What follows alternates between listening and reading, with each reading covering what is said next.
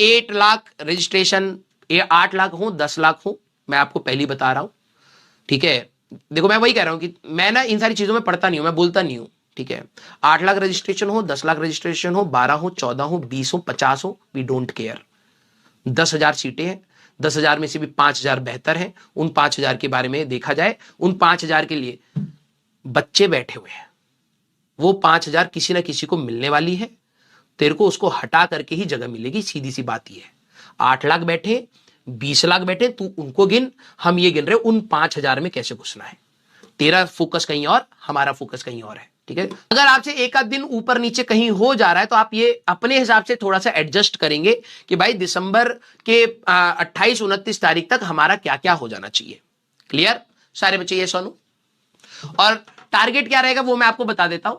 We will target mostly 2019 and 2020 JEE mains question of class 11th।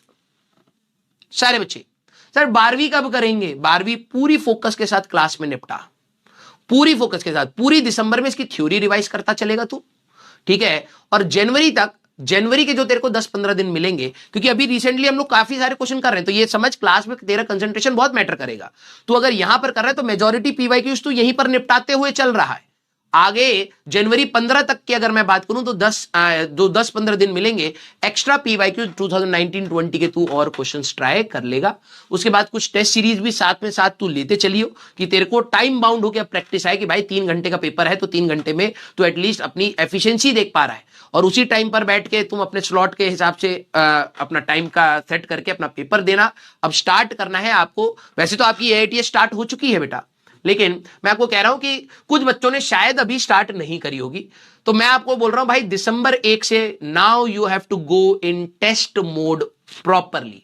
अब आप किसी को फिजिकल जाके ऑफलाइन में देने का मन हो या किसी को ऑनलाइन देने का मन हो, that is up to you.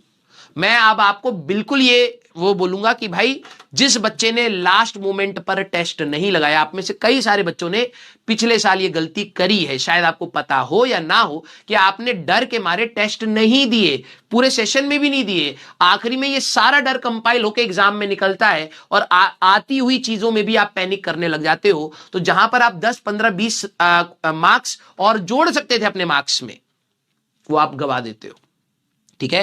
तो आप सभी लोग अब टारगेट हो जाइए कि भाई कि अब हमें टेस्ट मोड में आना है। कईयों को टेस्ट से बहुत इरिटेशन होती है, तो बेटा एट द एंड तू ये बात समझ ले कि तू तैयारी भी एक टेस्ट की ही कर रहा है, ठीक है। तेरे को ये लगे यार मैं एआईटीएस दूंगा मेरे मार्क्स नहीं आएंगे, मेरे को तो डिप्रेशन होगा, ये होगा वो होगा, वो वैसे भी होगा अगर तेरे फाइनल एग्जाम में मार्क्स नहीं आएंगे, ठीक है।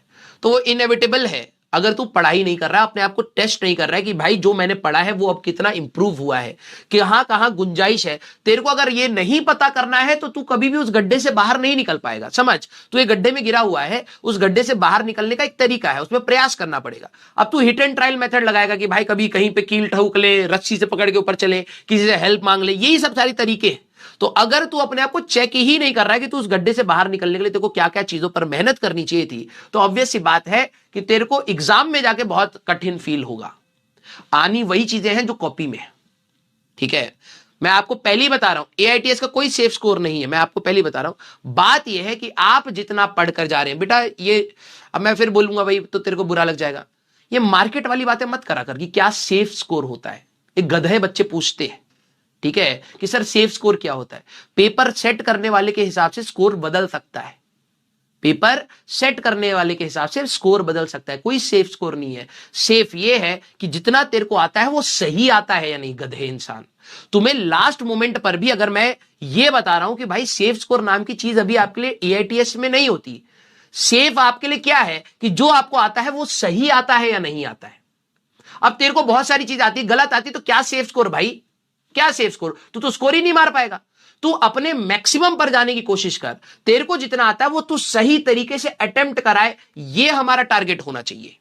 तू मैक्सिमम से मैक्सिमम सवाल लगा पाए एग्जाम में, ये तेरा टारगेट होना चाहिए। तेरे से गलती ना हो, ये तेरा टारगेट हो। This is the safe side, this is the safe side. तू अगर ये कर रहा है तो चाहे जो भी कट ऑफ आ रही हो, चाहे दूसरे जितना भी अच्छा परफॉर्म कर रहे हो या ना कर रहे हो, तेरे को फर्क नहीं पड़ेगा। तू सेफ साइड है क्योंकि तू इतना कर सकता था और तूने वो कर दिया, बट दैट्स इट। इसमें तेरा स्ट्रेस कम है, इसमें तेरी मेहनत भी एक यूनी डायरेक्शनल है, 10 जगहों पर सोचना नहीं है, इसमें जजमेंट का फियर नहीं है, तो लोड फ्री होकर पढ़ाई करना। दूसरा क्या कर रहा है क्या नहीं कर रहा फर्क नहीं पड़ता, बात है कि तू क्या कर रहा है अपने साथ।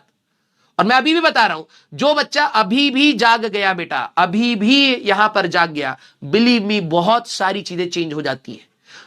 कुछ बच्चों का जेई मेंस 1 खराब होता है, जेई मेंस 2 में वो फोड़ देते हैं और फिर भी एडवांस निकल आता है। समझिए, ये नहीं कि ये कोई गारंटी नहीं है कि जेई मेंस 1 अगर मैंने फोड़ दिया सर तो मेरा एडवांस भी निकल गया, नहीं, कोई गारंटी किसी भी चीज की नहीं है।